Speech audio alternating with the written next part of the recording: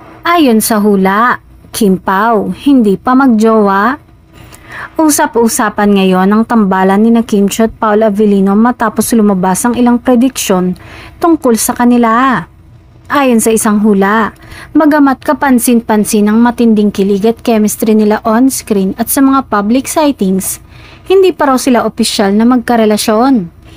Dagdag pa ng nasabing hula, tila dumadaan pa lamang sa masayang stage ng getting to know each other ang dalawa.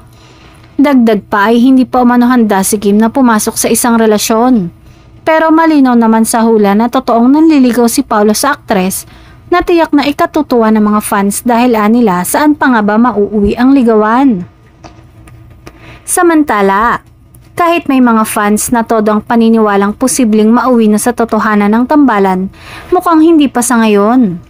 Gayunpaman, masaya ang Kim Pao supporters dahil kahit hindi pa kumpirmado ang relasyon, ramdam nilang espesyal ang turingan ni Kim at Paolo. At para sa kanila, oras na lang ang makapagsasabi kung kailan tuluyang mauuwi sa love story ang kanilang closeness.